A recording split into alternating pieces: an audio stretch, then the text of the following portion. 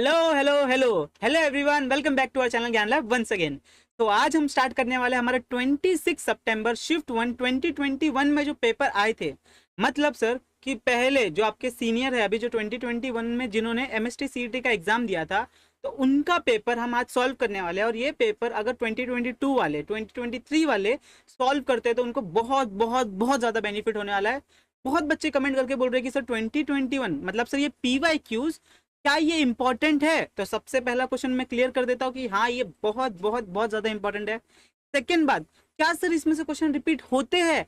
तो हाँ भैया, हाँ क्वेश्चन रिपीट होते हैं, क्योंकि बहुत सारे क्वेश्चंस डालने और बहुत सारे क्वेश्चंस बना नहीं सकते ना, तो सेम क्वेश्चंस उठा उठा के डालते हैं।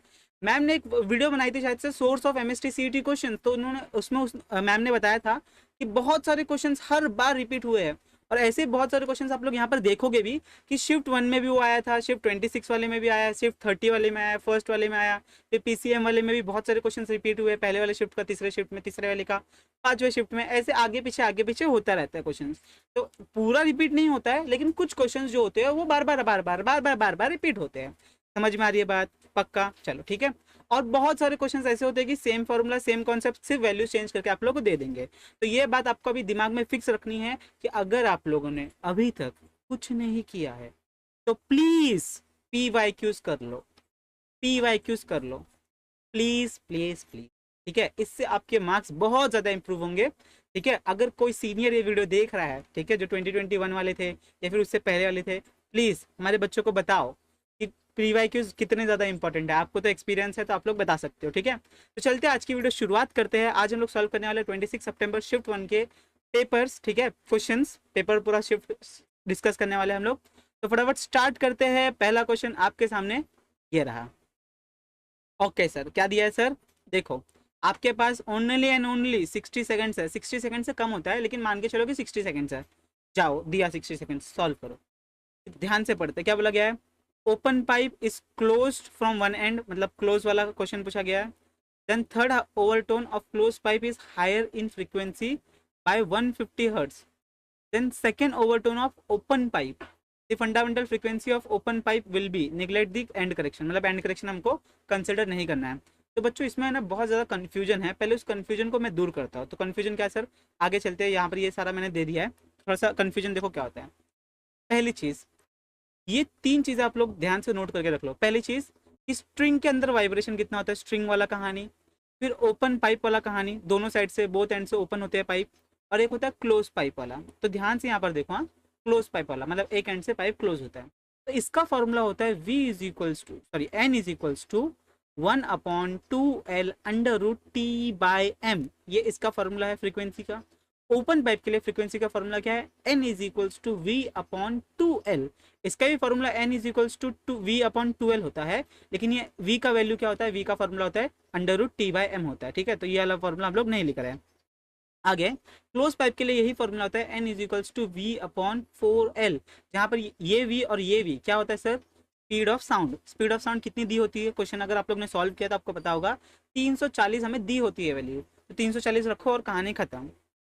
सेकंड कहानी, इसके हो जाते हैं लॉज ऑफ स्ट्रिंग जो हमने पहले से पढ़ा है, लेकिन इसमें कहानी आ जाती है harmonics, natural frequency, fundamental frequency, जो भी आप लोग बोलो, फिर ओवरटोन का कॉन्सेप्ट। तो याद, ध्यान से याद रखना, इसमें तो कोई दिक्कत नहीं है।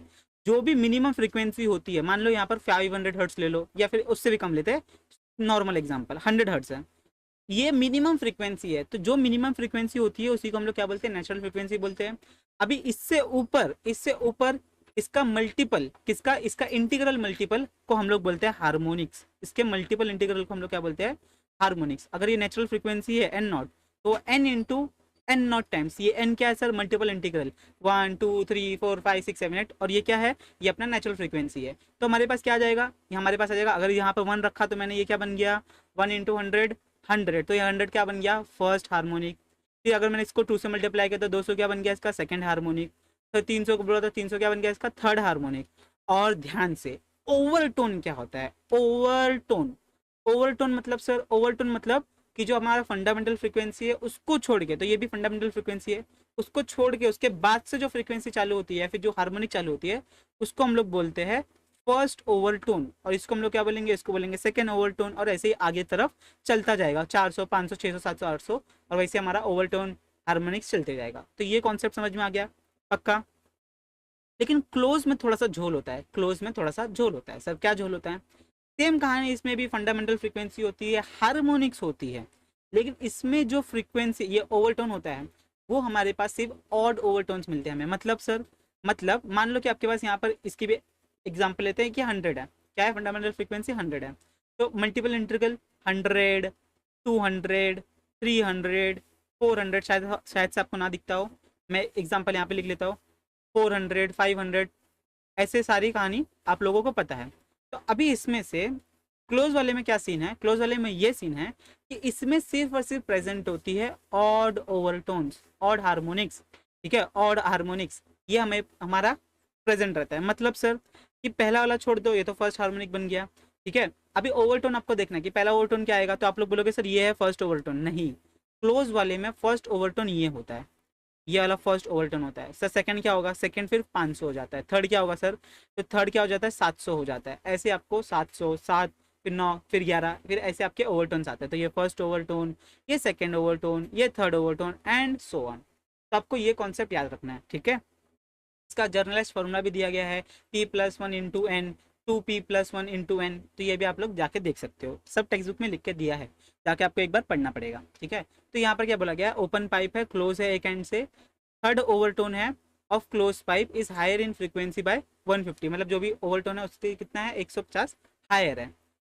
Then second overtone of the open pipe, second overtone of the open pipe, the fundamental frequency of open pipe. तो हमें फंडामेंटल फ्रीक्वेंसी निकालना है किसका, ओपन पाइप का। तो यहाँ पर ऑलरेडी आंसर आ गया है 300 हर्ट्ज। कैसे आया चलो डिस्कस करते हैं। तो यहाँ पर देखो, क्लोज पाइप के लिए फॉर्मूला ये है, ओपन पाइप के लिए ये है। अगर दोनों को मैं देखूँ तो दोनों में क्या रिलेशन बन जाएगा कि जो ओपन पाइप वाला है वो क्या है, it is twice of close pipe वाला हार्मोनिक फंडामेंटल फ्रीक्वेंसी, बराबर ना। ये 4 है, ये 2 है ना, 1/4 1/2। तो देख लो, ये रिलेशन हमको याद रखना है, ये फॉर्मूला याद हो ना हो, ये आपको रिलेशन याद रखना है, ठीक है, कि ओपन और क्लोज के बीच में क्या रिलेशन है फंडामेंटल फ्रीक्वेंसी के टर्म्स में। अभी क्या बोला गया कि third overtone of close pipe कितना आएगा, 7, कितना आएगा 7th आएगा, ठीक है। फर्स्ट 3 5 7, तो ये क्या हो गया, ये तो हार्मोनिक हो गया, यहाँ से ये होगा फर्स्ट सेकंड थर्ड। फिर ओपन पाइप में सेकंड ओवरटोन क्या हो जाएगा, 1 2 3, फर्स्ट ओवरटोन सेकंड ओवरटोन, तो ये क्या आ जाएगा 3n0, 3n0 हो जाएगा, ठीक है। तो यहाँ पर ये मिल गया, ये समझ में आ गया क्या हो गया। अभी क्या बोला गया है कि जो अपने पास थर्ड ओवरटोन है विच इज इक्वल टू 150, उसके अबाव है, क्या है उसके अबाव, देखो यहाँ पर इन फॉर्म ऑफ इक्वेशन बना के दिया है, तो इक्वेशन बना के दे दिया है। बस इस इक्वेशन में कहानी रखो, एन नॉट की वैल्यू यहाँ पर निकाल दिए, ये रखो, वैल्यू सब्सटीट्यूट करो, आपको आंसर आ जाएगा। आई होप आपको ये समझ में आ गया, कन्फ्यूजन नहीं हुआ होगा, है ना। चलो ठीक है, कन्फ्यूजन हो गया तो फिर से स्टार्टिंग से देखो, समझ में आएगा। नेक्स्ट क्वेश्चन, मैं आपको समझा रहा हूँ इसलिए थोड़ा सा टाइम लग रहा है। क्या बोला गया है, a network of 4 capacitor is connected to the battery as shown in the figure, ratio of the charges on capacitor C2 and C4। तो हमें इसके ऊपर चार्ज और इसके ऊपर C2 एंड C4 के ऊपर चार्जेस का रेशियो निकालना है, ओके, मतलब Q2/Q4 निकालना है। अब इसकी कहानी समझो, ये वाला ये वाला ये वाला, ये है C1, ये है C3, ये है C2 और ये है C4। प्रिंटिंग मिस्टेक होगी, प्रिंटिंग नहीं दिख रहा होगा तो मैंने आपको बता दिया। अब ये तीन कैसे कनेक्टेड है, सीरीज में कनेक्टेड है। तो कैपेसिटर को सीरीज में फाइंड आउट कैसे करते हो, ये उसका इक्वेशन आ गया, ये इसका इक्वेशन आ गया। पहले आप लोग इसको सीरीज में सॉल्व कर लोगे तो ये इक्वेशन कैसे बन जाएगा, इस डायग्राम कैसे बन जाएगा, ये डायग्राम बन जाएगा ऐसे, एक इक्विवेलेंट CS और ये इसके पैरेलल में आ गया अपने पास C4, या यहाँ पर आ गई बैटरी। अब ये दोनों कैसे हो गए, ये दोनों हो गए एक दूसरे के पैरेलल में। कैसे हो गए सर, एक दूसरे के पैरेलल में। तो सीरीज में देखोगे कि चार्ज कितना होता है, वही फॉर्मूला लगाना है, Q = CV। यहाँ पर भी वही लगाना है, Q = CV। चार्जेस देखोगे, चार्जेस निकल गए, रेशियो ले लोगे, कहानी खत्म। तो आंसर क्या आएगा, आंसर बताओ। आंसर आएगा ऑप्शन नंबर डी। मैं आपको उसका सोल्यूशन भी दिखा देता हूँ, सोल्यूशन कैसे है। पहले सीरीज सॉल्व किया तो सीरीज का इक्विवेलेंट आ गया। अभी ये जो डैश मतलब ये सीरीज का जो फॉर्मूला आया था और ये जो C4 है जो उसके पैरेलल में होगा दोनों, पहले इसके हम लोग चार्ज देख लेते कितना चार्ज आएगा। तो ये मल्टीप्लाई किया तो इतना चार्ज आ गया। फिर बाद में देखा this is also the charge on C2, यही चार्ज क्या होगा C2 के ऊपर भी होगा, कितना, यही चार्ज, क्योंकि सीरीज में कनेक्टेड है, ठीक है। तो यही चार्ज हम लोग ने Q2 का भी ले लिया। फिर बाद में हम लोग ने क्या फाइंड आउट किया कि Q4 कितना होगा, C4 के अकॉर्डिंग में Q4 कितना होगा, कैपेसिटर चार्ज फोर्थ कैपेसिटर के पास चार्ज कितना होगा। तो basic formula Q is equals to CV लगाया, C की वैल्यू 4C दी है, वहाँ से हम लोग ने Q4 ले लिया, दोनों को डिवाइड किया, कहानी खत्म। ठीक है, इसको आप लोग मिनिमम टाइम में सॉल्व कर सकते हो, ये आपको लिखने की जरूरत नहीं है, ये सब आपको पता है, you know all this things. ठीक है, आगे चलते हैं, नेक्स्ट क्वेश्चन। वाओ, चलो। A particle performing SHM about its mean position. Its amplitude is A and total energy is E. At a particular instant, kinetic energy is, अच्छा kinetic energy दी है, कितनी बोली गई है वो, 3E/4। Okay, the displacement of the particle at that instant, displacement निकालना है। तो यही कहानी है, ये इक्वेशन दिया है आपको, क्या करना है आपको, SHM में काइनेटिक एनर्जी का फॉर्मूला पता होना चाहिए, टोटल एनर्जी का फॉर्मूला पता होना चाहिए, पोटेंशियल एनर्जी का फॉर्मूला पता होना चाहिए, यहाँ पर सिर्फ वैल्यूज रखनी है, वैल्यू सब्स्टिट्यूट करना है, और x इज इक्वल्स टू क्या आ रहा है आपको वो बताना है। तो शायद से ये आपको पता भी होगा कि कितना आता है। तो यहाँ पर इसका आंसर आएगा ऑप्शन नंबर C। कैसे सर, कैसे, यहाँ पर देख लो, यह सोल्यूशन, के ई का फॉर्मूला रखा, टोटल एनर्जी का फॉर्मूला रखा, बस सिंप्लीफाइड किया, कटिंग पुटिंग किया, यहाँ पर आपको इक्वेशन बना के मिल गया। ये स्टैंडर्ड इक्वेशन हमारे पास आ गया, समझ में आ गई बात। यस, आगे चलते हैं नेक्स्ट क्वेश्चन की तरफ। नेक्स्ट क्वेश्चन मस्त क्वेश्चन है। Three liquid having same surface tension and densities are this, increasing order में दिया है। In three identical capillaries rises of liquid is same, मतलब जो भी राइज हो रहा है वो सेम लेवल पे है। करस्पॉन्डिंग एंगल θ1 θ2 आर रिलेटेड है। बताओ क्या आएगा। या सबसे पहले आपको हाइट वाला फॉर्मूला आना चाहिए कैपिलरी का, कैपिलरी एक्शन में हाइट वाला formula, s is equals to 2t cos theta upon rho r g, ऐसा कुछ फॉर्मूला था ना। तो ये देखो, ये फॉर्मूला लगाने के बाद में आप लोग थोड़ा सा रिलेशन आपको फाइंड आउट करना पड़ेगा। यहाँ पर क्या क्या बोला गया है कि सरफेस टेंशन सबका सेम है, हाइट सबकी आइडेंटिकल है। ठीक है, आइडेंटिकल कैपिलरी लिया है, मतलब सबका रेडियस भी सेम है, और लिक्विड कितना राइज कर रहा है वो भी सेम है। अगर सब कुछ सेम है तो यहाँ से हमें एक इक्वेशन मिल जाएगा। अगर वो फॉर्मूला में यहाँ पर देखो तो ऑप्शन आएगा, ऑप्शन तो सी आ गया आंसर, लेकिन कैसे आया सर, ये देखो, ये अपने पास फॉर्मूला आ गया। अभी इस फॉर्मूला को ध्यान से देखते हैं, क्रॉस मल्टीप्लाई करो। हाँ, h r rho g is equals to 2t cos theta. अभी इसमें से ये भी कांस्टेंट है, ये भी कांस्टेंट है, ये भी कांस्टेंट है, और ये भी कांस्टेंट है। तो हमारे पास रिलेशन क्या बन जाता है कि cos theta is directly proportional to density of the fluid, जो भी हमें लिक्विड दिया होगा उसके डेंसिटी के प्रोपोर्शनल है। तो हमें क्या बोला गया है कि फर्स्ट का density is greater than second का density is greater than third का डेंसिटी। अभी ये भी किसके प्रोपोर्शनल होगा, ये भी डायरेक्ट प्रोपोर्शनल होगा, cos θ1 greater than θ2, cos θ2 greater than cos θ3। यहाँ पर अभी दिख नहीं रहा होगा इसलिए मैं यहाँ पर लिख देता हूँ। तो अभी आपको पता है कि हायर दी वैल्यू, अभी देखो cos की वेव फॉर्म ऐसी होती है ना, ऐसी होती है cos की वेव फॉर्म। तो यहाँ पर आपका एंगल आपको दिख रहा है ऐसे, कुछ बच्चे क्या करेंगे, हाँ सर θ1 बराबर θ2 बराबर θ3, ये टिक करके आ जाएंगे। नहीं नहीं नहीं, इसकी वैल्यू सबसे ज़्यादा, मतलब इसका एंगल सबसे कम होगा। तो एंगल देखो, θ1 will be less than θ2, θ2 will be less than θ3, inverse relation. तो थोड़ा सा याद रखो, समझो, नॉर्मल मैथ्स एकदम छोटू सा है। ठीक है, तो यहाँ से आप लोग का आंसर आ गया ऑप्शन नंबर सी। ठीक है, चलो आगे चलते हैं। ओके, चलो क्या बोला गया है, let B, okay, B the hollow spherical conductor. अच्छा, क्या बी क्या है, एक हॉलो स्पेरिकल कंडक्टर है। ओके, हॉलो स्पेरिकल कंडक्टर है, place concentrically outside a hollow spherical conductor A. उसको कैसे यहाँ पर एक उसके अंदर रख दिया है, हॉलो सिलेंडर के अंदर। A is positively charged, okay, A is positively charged, तो इसके ऊपर क्या है, सारे पॉजिटिव चार्जेस है। And B is connected to earth, the electric potential will be 0। अभी यहाँ पर बहुत ही इजी क्वेश्चन है, बहुत ही इजी क्वेश्चन, ऐसे क्वेश्चन आपको छोड़ने नहीं है। कैसे सर, अभी देखो, इसमें क्या बोला गया है कि ए वाले के ऊपर कॉन्सेंट्रिक, मतलब एक के अंदर एक है, ए वाले कंडक्टर के ऊपर आपका पॉजिटिव चार्जेस है, और बी वाला किससे कनेक्टेड है, बी वाला कनेक्टेड है अर्थ से। अगर बी वाला अर्थ से कनेक्टेड है तो बी के ऊपर कितना पोटेंशियल होगा, क्या चार्ज होगा। तो आपका ऑप्शन क्या आना चाहिए, बोलो क्या आना चाहिए, बोला बोला बोलो बोलो। इलेक्ट्रिक पोटेंशियल 0 है, तो आंसर क्या आएगा, आंसर आएगा on the surface of sphere B. ठीक है, वो भी क्या होगा, इलेक्ट्रिक पोटेंशियल 0 होगा। ठीक है, conductor A is positively charge and conductor B is connected to earth, the electric potential will be 0। तो कहाँ पर 0 होगा, वो ऑप्शन डी में 0 होगा। समझ में आ गई बात, पक्का। आगे चलते हैं। हाँ, क्या बोला गया है, okay, in Young's double slit experiment the distance between the slit and the screen is double, मतलब स्लिट और स्क्रीन के बीच का डिस्टेंस क्या कर दिया, डबल कर दिया। Okay, the separation between the slit is reduce to half, slits के बीच का डिस्टेंस क्या कर दिया, कम कर दिया। As a result fringe width, fringe का विड्थ कितना हो जाएगा, हाफ्ड हो जाएगा, 4 टाइम्स हो जाएगा, अनचेंज रहेगा या फिर डबल हो जाएगा। बताओ क्या होगा। यही क्वेश्चन है, थोड़ा सा आपको ऐसे क्वेश्चन आप लोगों ने पहले भी किए हैं। तो आंसर आएगा ऑप्शन नंबर बी, 4 टाइम्स हो जाएगा। कैसे सर, यहाँ पर देखो लिख के दिया है, ये हमारे पास फॉर्मूला है फ्रिंज विड्थ का, ठीक है। तो यहाँ पर हमें बोला गया है, ये देखो, ये हमारे पास इक्वेशन आ गया, ये हमारे पास इक्वेशन आ गया। पहले के लिए लिखा, पहले केस के लिए, फिर सेकंड केस के लिए, दोनों को डिवाइड कर दिया। और क्या बोला गया है कि D2 is 2 times of D1। पहले क्या था, D1 था नॉर्मल डिस्टेंस, फिर उसको क्या कर दिया, डबल कर दिया, डिस्टेंस को क्या कर दिया, डबल कर दिया। ऐसे आप लोग यहाँ पर रखोगे वैल्यूज, तो यहाँ पर आपका कहानी हो जाएगा, मल्टीप्लाई करोगे 4 टाइम्स आ जाएगा। ठीक है, ईजी क्वेश्चन है, इसमें ज़्यादा एक्सप्लेनेशन की जरूरत नहीं है। आगे चलते हैं।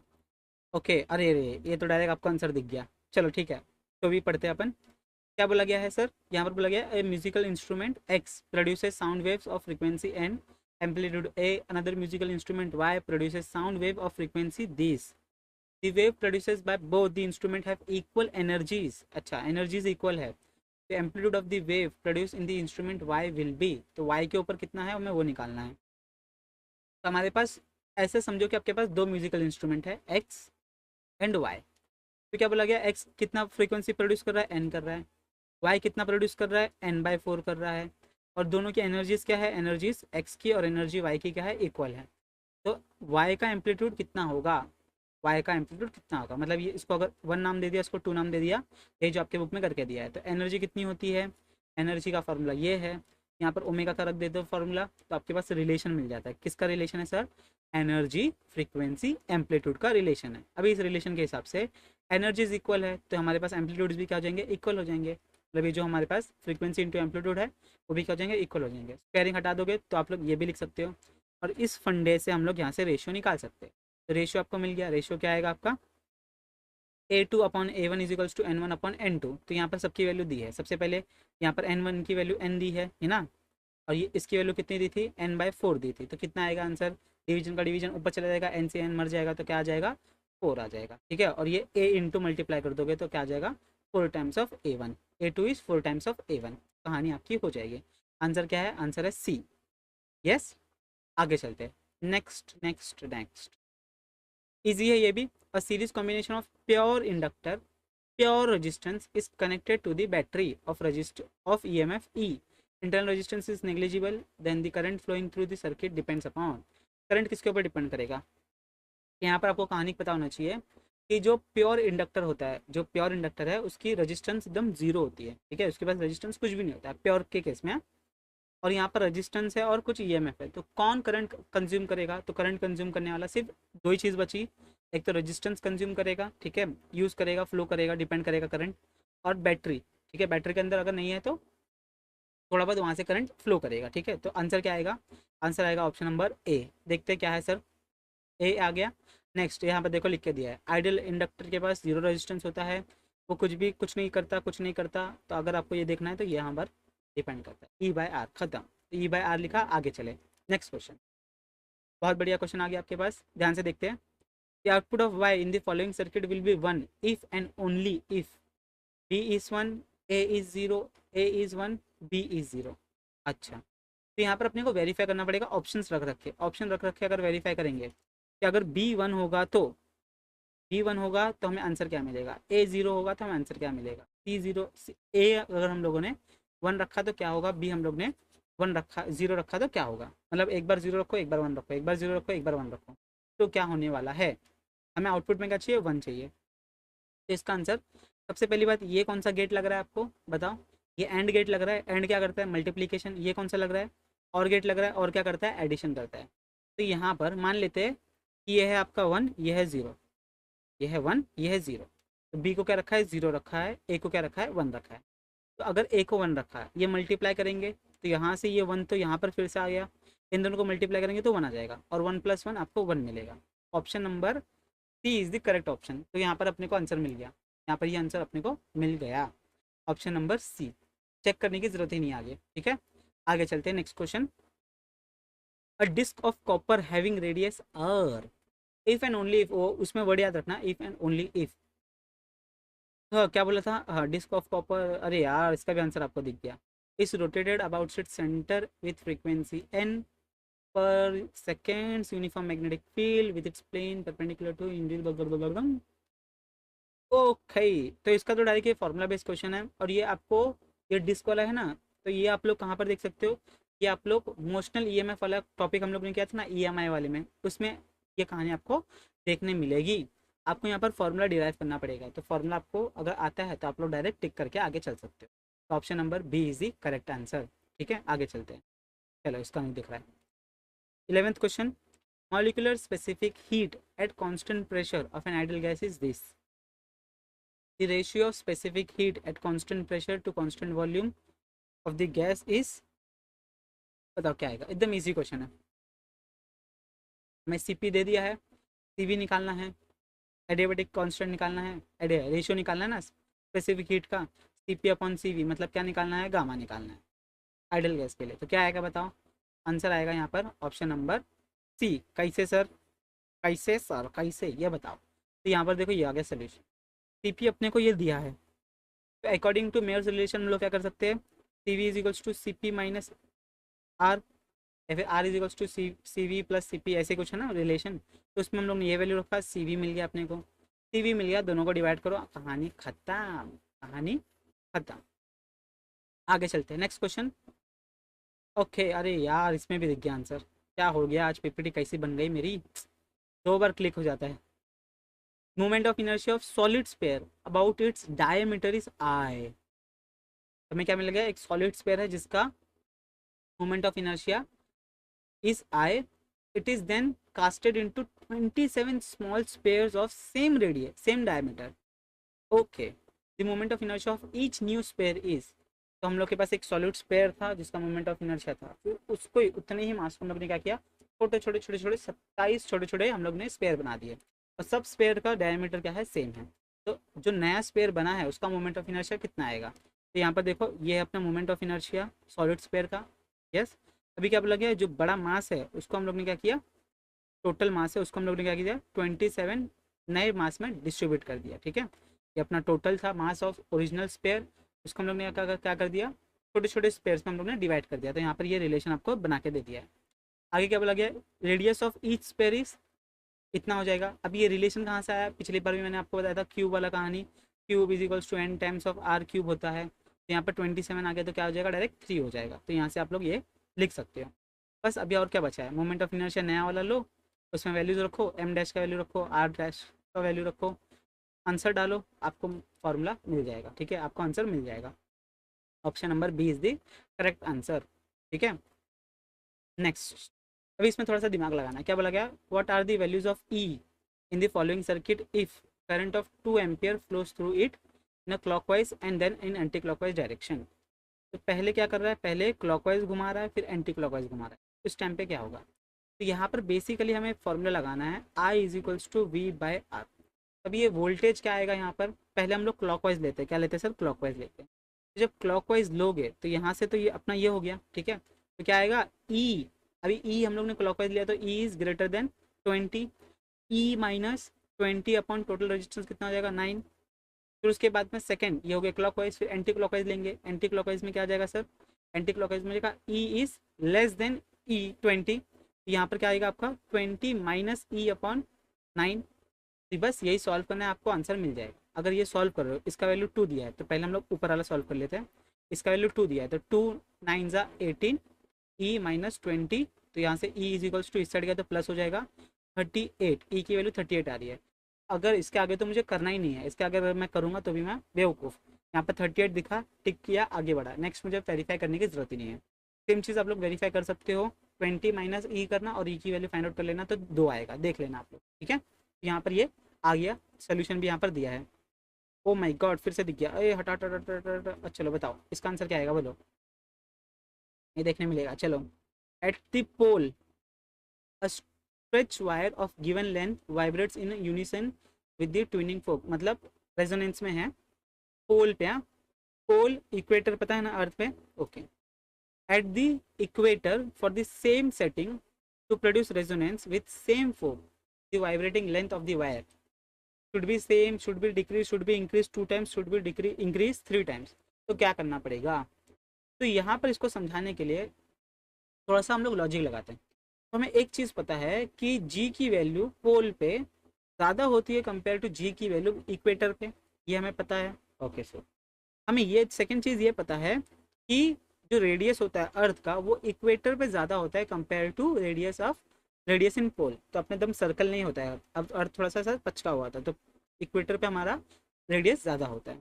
तो अभी क्या बोला गया है, यहाँ पर तो सेम कहानी हो गई है, लेकिन सेम सेटिंग्स पे यहाँ पर लेंथ क्या करना है, क्योंकि हमें रेजोनेंस लगाना है फिर से सेम फोक्स पे, तो हमें क्या करना पड़ेगा? आंसर है option number B, should be decrease, length should be decrease. कैसे सर? अभी आपके पास यहाँ पर देखो फॉर्मूला दे दिया है, फॉर्मूला क्या है? n is equals to 1/2l under root T by m. अभी मुझे ये पता है, तो यहाँ से टी मतलब क्या? टेंशन है इन दी स्ट्रिंग, मास इंटू जी, ये हम लोग ले रहे हैं टेंशन की जगह पे। तो यहाँ पर अगर जी की वैल्यू हम लोग चेंज कर रहे हैं, जी की वैल्यू क्या हो रही है? चेंज हो रही है, जी की वैल्यू यहाँ पर डिक्रीज है इक्वेटर पे। तो हमें ऐसी कुछ चीज़ करनी पड़ेगी ताकि हमारा रेजोनेंस में हो जाए। अगर ये वैल्यू डिक्रीज कर रहे हो तो इसको बैलेंस करने के लिए आपको क्या करना पड़ेगा? लेंथ को डिक्रीज करना पड़ेगा। तो लेंथ अगर डिक्रीज हो रही है तो आपका आंसर क्या आएगा बताओ? लेंथ डिक्रीज हो रही है तो कहानी समझ गए ना? सब लिख के दिया है, शुड बी डिक्रीज, तो यही लिख के भी दिया है। If the string is stretch by the load its weight will be less. String को स्ट्रेच किया तो वेट क्या हो जाएगा? इक्वेटर पे कम हो जाएगा। वेट मतलब एम जी, वेट मतलब एम जी। अगर ये कम हो गया तो tension will decrease, to keep the same frequency length will also have to be decrease. यही मैंने आपको हिंदी में, आई होप मैंने एक्सप्लेन कर दिया। ठीक है, नेक्स्ट क्वेश्चन पे चलते हैं। Option number B is the correct answer. अरे सॉरी। ठीक है, आज थोड़ा सा आपके आंसर्स दिख रहे हैं, कोई दिक्कत नहीं है, हम कुछ कुछ कर देंगे एडिटिंग के टाइम पे। An iron rod is place parallel to the magnetic field intensity. अच्छा, मैग्नेटिक फील्ड इंटेंसिटी दी है, magnetic flux through the rod इतना दिया है वेबर्स, मतलब क्रॉस सेक्शन एरिया भी दे दिया है, मैग्नेटिक परमियाबिलिटी निकालना है रॉड का। हाँ ओके, आपको दिया क्या क्या गया है? सबसे पहले आपको दे दिया है एच की वैल्यू दे दी है, यस हाँ या ना बोलो। सबसे पहले फ्लक्स तो मुझे एकदम साफ साफ दिख रहा है सर, फ्लक्स दिया है वेबर का डम में। एरिया दिया है सर मेरे को, एरिया 3 सेंटीमीटर स्क्वायर में। अभी बच्चे घाई घाई में ये सेंटीमीटर स्क्वायर को कन्वर्ट नहीं कर पाते मीटर में, तो वहाँ पर वो फंस जाते हैं, तो इसको आपको कन्वर्ट करना पड़ेगा। फिर इसके बाद में हमें एच दिया है, मैग्नेटिक फील्ड इंटेंसिटी, एकदम प्यार से 2000 एम्पियर पर मीटर। तो सब ऐसा यूनिट में, तो इसको भी हमें क्या करना पड़ेगा? ऐसा यूनिट में कन्वर्ट करना पड़ेगा। तो ऐसा यूनिट में कन्वर्ट करने के लिए क्या करना पड़ेगा? 3 × 10⁻⁻2 सेंटीमीटर टू मीटर करना है, सेंटीमीटर टू मीटर करना है। तो क्या करूँगा बताओ? -4 हो जाएगा मीटर स्क्वायर, हाँ या ना बोलो? -4 हो जाएगा, सब ऐसा यूनिट में बन गया। तो यहाँ पर आपके लिए फॉर्मूला आ गया। ये रिलेशन आपको पता होगा परमिएबिलिटी का, D/H होता है हमेशा। हमें यहाँ फ्लक्स का ही फॉर्मूला पता है इन टर्म्स ऑफ फ्लक्स, ये फॉर्मूला देख लिया बस। और क्या है, यहाँ पर वैल्यूज रखो, बी की वैल्यू यहाँ पर रखा हम लोगों ने, यहाँ से म्यू निकाला। तो ये फॉर्मूला आप लोग को डायरेक्ट याद रखना है। अगर ये फॉर्मूला याद होगा तो आप लोग डायरेक्ट म्यू की वैल्यू कैलकुलेट कर सकते हो। वैल्यूज रखिए, आंसर आ गया, खटाखट खटाखट खटाखट तुम लोग सब्सटीट्यूट कर सकते हो। Option number D is the correct answer. Next चलते हैं। ओके चलो, ग्रेविटी मतलब अपना ये आ गया gravitation class 11। An object of mass m is raised from the surface of the earth to a height equal to the twice of the radius of earth। Okay, तो एक object है जिसका size है, जिसका मास है m, उसको surface से उठा के ऊपर लेके गए, तो वो हाइट कितनी है? The height is equal to the twice of the radius of the earth. Height कितनी है? जितना रेडियस है उसके डबल। अगर रेडियस 1 है तो 2 गुना उठा के ऊपर लेके चले गए। अच्छा sir, gain in potential energy is, तो कितना पोटेंशियल एनर्जी गेन किया होगा? तो यहाँ पर आपको बेसिकली पता होना चाहिए पोटेंशियल एनर्जी का फॉर्मूला। अगर पोटेंशियल एनर्जी का फॉर्मूला पता है तो ये क्वेश्चन आराम से सॉल्व हो जाएगा। पोटेंशियल एनर्जी पहले ग्राउंड पे कितना था, फिर पोटेंशियल एनर्जी उठा के यहाँ पर कितना हो जाएगा, तो ये आपको डायरेक्ट डेरिवेशन भी दिया है ग्रेविटेशन में। तो आंसर आएगा ऑप्शन नंबर ए। कैसे सर? ये रहा सोल्यूशन। गेन निकालना है तो U2 - U1 पोटेंशियल एनर्जी। तो पोटेंशियल एनर्जी का फॉर्मूला क्या है सर? -G(m)m/r। आ रही है ना? ठीक है, तो यहाँ पर क्या बोला गया है कि ये r की वैल्यू कितनी हो जाएगी? ये अर्थ, ये एक r कितने ऊपर लेके गए हैं? ट्वाइस ऑफ r, तो टोटल r कितना हो गया? 3r। ऐसे कोई क्वेश्चन हम लोग ने किया था सॉल्व। फिर सेकंड में, सेकंड वाला पोटेंशियल एनर्जी जब वो अर्थ पे था तो कितना था, इतना था। अभी ये भी माइनस था, लेकिन इसके माइनस और ये फार्मूला का माइनस मिला के क्या हो गया, प्लस हो गया। बस अभी और क्या चाहिए ज़िंदगी में, और क्या चाहिए सर। तो ये आप लोग यहाँ से सॉल्व कर लोगे, आपको आंसर आ जाएगा। अभी यहाँ पर ये स्मॉल जी का फॉर्मूला दे दिया है, आप लोग देख सकते हो, capital M capital G upon R square, ये अपना स्मॉल जी का वैल्यू है, स्मॉल जी का फॉर्मूला है, वैल्यू नहीं फॉर्मूला है। ठीक है, चलो आगे चलते हैं, इसमें ज़्यादा पंचायत नहीं है, डायरेक्ट फॉर्मूला पूछा है आपको। नेक्स्ट क्या बोला गया है, E1 is the kinetic energy of photoelectrons emitted from the surface when light of frequency nu is incident on it। मतलब आपको यहाँ पर इक्वेशन लगाना है, E is equals to work function plus kinetic energy. तो kinetic energy is equals to ठीक E minus work function. अभी यहाँ पर फर्स्ट केस में बोला गया कि ये E1 है, ओके। अभी if the frequency of incident is double, अगर फ्रीक्वेंसी को डबल कर दिया तो ई की वैल्यू क्या हो जाएगी, क्या हो जाएगी सर ई की वैल्यू, बताओ, करस्पॉन्डेंट टू E2। चलो बताओ क्या होगा, क्या होगा बताओ। ये E2 will be greater than 2 times of E1, it is equal, it will be equal और इट विल बी लेस। तो यहाँ पर देखो ना, समझ में आता है ना, सीधे समझ में आता है। अगर फ्रिक्वेंसी डबल कर दी, इंसिडेंट लाइट की फ्रिक्वेंसी डबल कर दी, तो काइनेटिक एनर्जी मतलब क्या है, एक तो इलेक्ट्रॉन के ऊपर गिरा, उसको एक सफिशिएंट एनर्जी चाहिए, उतने से वो निकल जाएगा बाहर, लेकिन उसके बाद एक्सेस एनर्जी बचती है, वो किस में कन्वर्ट हो जाती है, काइनेटिक एनर्जी में कन्वर्ट हो जाती है। तो यहाँ पर आप लोग डबल दे रहे हो, उसकी वजह से एनर्जी भी क्या हो जाएगी, डबल हो जाएगी। तो यहाँ पर option number A is correct. कैसे सर, ये फर्स्ट केस के लिए ये वर्क फंक्शन है, सेकेंड केस के लिए डबल हो गया, तो यहाँ से 2 कॉमन निकाल लिया। अभी ये क्या है, ये है E1, ये क्या है फिर से E1, E2 क्या है, E2 is greater then E1। खत्म, समझ में आ गया, यस। चलो ओके आगे चलते हैं। अभी प्रिज्म वाला क्वेश्चन आ गया, अभी ये देख के बच्चे डर जाएंगे, लेकिन है इजी क्वेश्चन। देखो क्या लिखा गया है, a ray of light passes through equilateral prism such that the angle of incident is equal to the angle of emerge. सबसे पहले हमें दिया है आई बराबर ई बोला है, एंगल ऑफ इंसिडेंट बराबर angle of emerge and emerge, जो भी बोल रहे हो आप लोग, and each of this angle is equal to, और each of angle is equal to, it is equal to 3/4 of the angle of prism. Okay, the angle of deviation is, हमें निकालना है डेल। क्या आएगा, इन चारों के बीच में कुछ रिलेशन पता है आपको, ए डेल के बारे में पता है कुछ, ये फॉर्मूला था बचपन में हम लोग ने किया था, I plus E is equals to A plus del, ऐसा कुछ फॉर्मूला था। यस, तो बस यही फॉर्मूला यहाँ पर लगाना है और आप लोग इसका सोल्यूशन देख सकते हो। कैसा है सर सोल्यूशन, आंसर क्या आएगा, आंसर देख लेते हैं। आंसर आएगा ऑप्शन नंबर डी। सोल्यूशन कैसा है सर, सोल्यूशन है ये अपने पास फॉर्मूला है। अभी इस फॉर्मूला में हमें ये गिवन डेटा है, अभी यहाँ पर ये इक्विलेटरल बोला है, एंगल कितना है सर, एंगल है 60 डिग्री। अगर ए की वैल्यू 60 डिग्री है, यहाँ पर 60 डिग्री रखा तो क्या आएगा, इसको मैंने कैंसिल आउट किया तो यहाँ पर क्या बचेगा 125 15 15 बचा, 4 15 ज़ा 60, फिर इन दोनों को मल्टीप्लाई किया तो 45 डिग्री। मतलब आई की वैल्यू भी 45 है, ई की वैल्यू भी 45 है, और ए की वैल्यू कितनी है 60 है। इन सब को मैंने यहाँ पर रखा, इस फॉर्मूला से डेल को साइड में किया, आपको यहाँ पर आंसर 30 डिग्री मिल जाएगा। देखो इजी क्वेश्चन था, यस सर इजी क्वेश्चन था, बहुत इजी सर। आगे चलते हैं नेक्स्ट क्वेश्चन की तरफ। ओके हाँ, formula based question. As per the Bohr's model of hydrogen atom the angular momentum of an electron in the third orbit will be, third orbit में कितना होगा, आपको फॉर्मूला याद होना चाहिए। डायरेक्ट आपको ये दिया, पोस्टुलेट है आपके पास कि L is equals to n h upon 2 pi, ऐसे कुछ फॉर्मूला है ना। ये एन की वैल्यू क्या बोले, थर्ड ऑर्बिट है, तो फॉर्मूला क्या आएगा, ऑप्शन नंबर बी। खत्म, इतना इजी क्वेश्चन है। चलो आगे चलते हैं, नेक्स्ट नेक्स्ट नेक्स्ट। हाँ ओके, तो यहाँ पर देखो क्या बोला गया, an ideal gas 27 degree is compress adiabatically to 8/27 of its original volume. If the ratio of specific heat gamma is this, then the rise in the temperature of the gas is। तो इसका मैं solution दिखा देता हूँ, ये solution solve ही करना पड़ेगा आपको। तो आपका ऑप्शन आएगा ए, सोल्यूशन ऐसा है। फॉर एडियाबेटिक प्रोसेस आपको थर्मोडायनेमिक्स उठा के देखना पड़ेगा, तो उसमें आपको क्या बोला गया, एडियाबेटिक प्रोसेस है, इक्वल कर दिया, इक्वल करने के बाद में वॉल्यूम का टेम्परेचर को साइड में कर लिया, बस यहाँ पर वैल्यूज रखते गए। एडियाबेटिक का वैल्यू दिया है उसको सॉल्व किया, वॉल्यूम का दिया है उसको सॉल्व किया हम लोगों ने, तो यहाँ पर आंसर देख लिया। यस, उसमें से हम लोग को एक टेम्परेचर दिया है, इसको केल्विन में कन्वर्ट कर लो तो कितना आ जाएगा, ये डायरेक्ट 300 हो जाएगा। यस, तो ये रेशियो आ गया, उसको 300 से मल्टीप्लाई करो, ये आ गया। और फिर उसके बाद हमें निकालना है राइस कितना हुआ है, मतलब चेंज कितना हुआ है टेम्परेचर में। पहले कितना था 300, अभी कितना है 675, तो कितना आ जाएगा 375 बचेगा, खत्म, इजी। ठीक है, इसको आपको सॉल्व करना पड़ेगा बस, कंडीशन यही है कि इसको आपको सॉल्व करना पड़ेगा। ठीक है, चलो आगे चलते हैं। Next next next question. Okay, अब ये थोड़ा सा आपको समझना पड़ेगा, क्या बोला गया है, let this and this with the frequency of series limit Balmer and पैस्चन।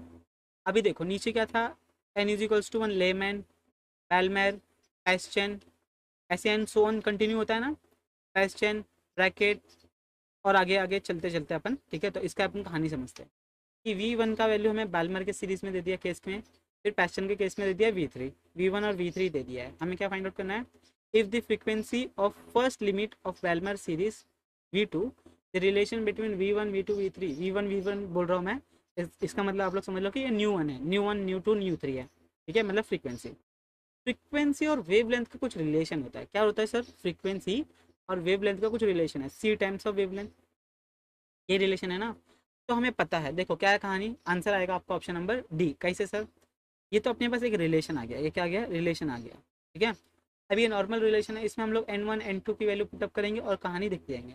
तो पहले के लिए हम लोग ने वैल्यू पुटअप की, जहाँ पर n1 की वैल्यू कितनी हो जाएगी 1, ये हो गया अपने पास लाइमन के लिए। फिर बाद में V2 के लिए फॉर्मूला पुट करोगे, V3 के लिए करोगे, एंड सो ऑन। इसका सोल्यूशन ये बहुत ही बड़ा सोल्यूशन है, इसका शॉर्ट सोल्यूशन है ये, V1 है यहाँ पर, V3 है, फिर बाद में आप क्या करोगे V2 निकालोगे। फार्मूला कौन सा यूज़ किया यहाँ पर, ये वाला फार्मूला यूज़ किया। क्या आ गया यहाँ पर, वैल्यूज रखा, सॉल्व किया, फिर ये देखा तो आपको ये मिल गया V1 minus V2 is equals to V3। आप लोग ये भी सोल्यूशन देख सकते हो, ये भी सोल्यूशन देख सकते हो, जो भी सोल्यूशन आपको समझ में आ जाएगा वो आप लोग आगे लेके चल सकते हो। ठीक है, यहाँ पर मैंने माइनस किया, ये क्या है, ये यहाँ पर अगर समझ में ना आए तो ये क्या किया है, सब्ट्रैक्ट किया है। क्या किया गया है, V1 और V2 को सब्ट्रैक्ट किया गया है, तो वो V3 के बराबर आ जाता है। और यहाँ पर मैं आपको दिखा देता हूँ, यहाँ पर देखो लेमन के लिए n की वैल्यू 1 से चालू होती है, n1 की वैल्यू 1 से चालू होती है, इसके लिए 2 होती है, इसके लिए 3 होती है, इसके लिए 4 होती है, एंड सो ऑन आगे की तरफ चलते जाते हैं। तो ये आपको थोड़ा सा दिमाग में कहीं पे बैठ के रखना है।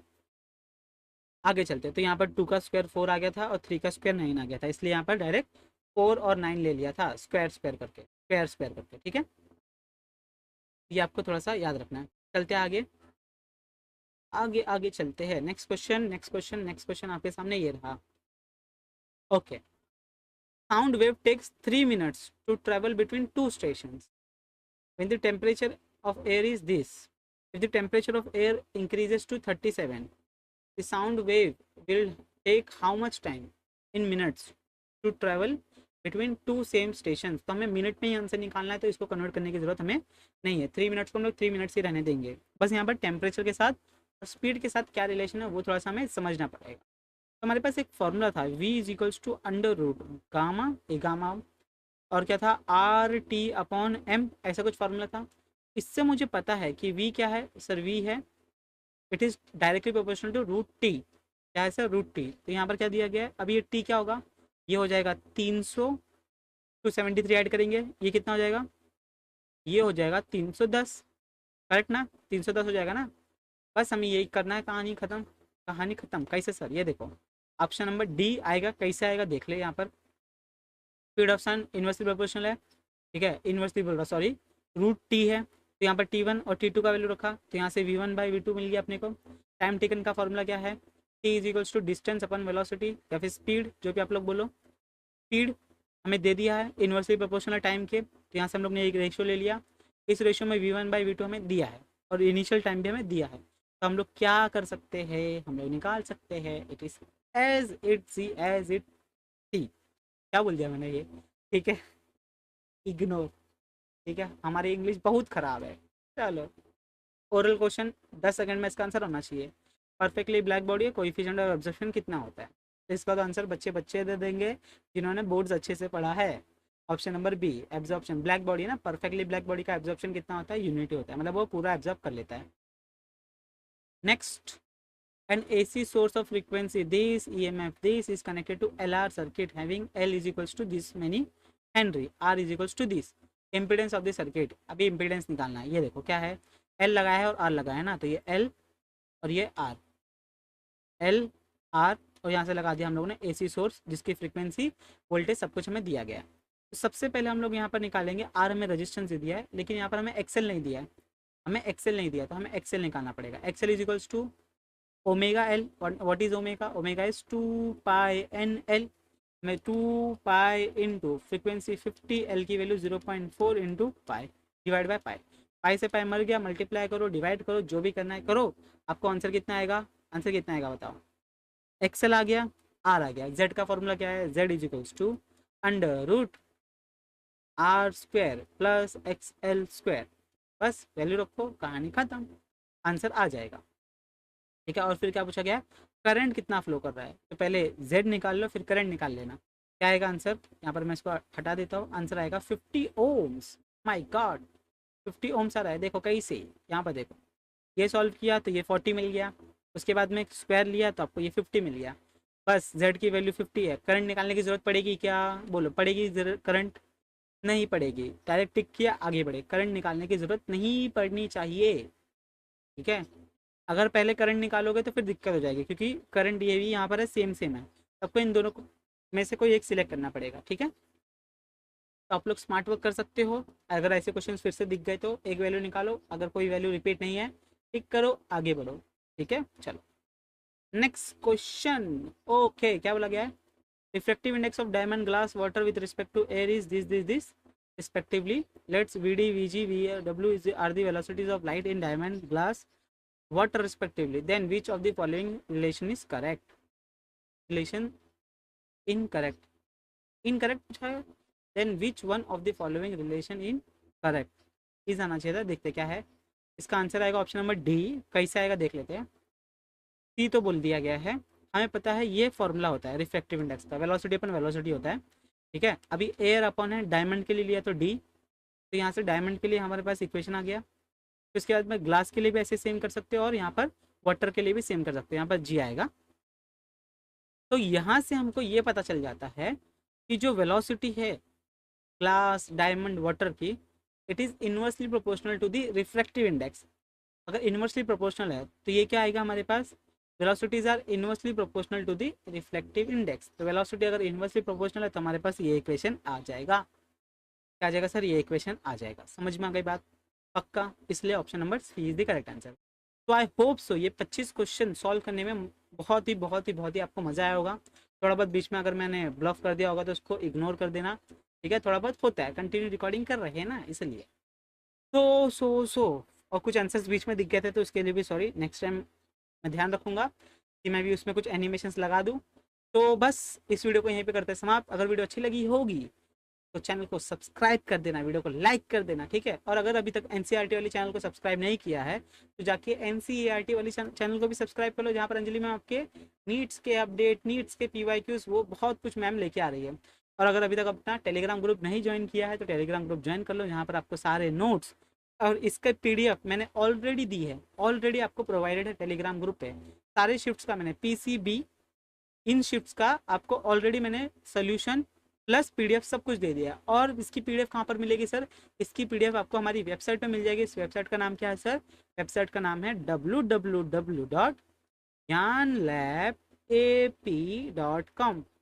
यहाँ पर जाओगे, पहली वेबसाइट आएगी, आपको उस पर क्लिक करोगे, थोड़ा थोड़ा नीचे आओगे और नोट सेक्शन में जाओगे।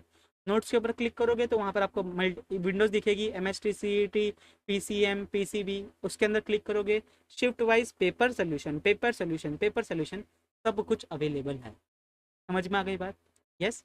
तो चलते हैं, चैनल को लाइक कर देना, सब्सक्राइब कर देना, यही बोलते हैं ना। आगे चलते हैं और अपने दोस्तों के साथ शेयर कर देना। अभी बिंदास शेयर करो, कोई दिक्कत वाली बात नहीं है। मिलते हैं नेक्स्ट टाइम।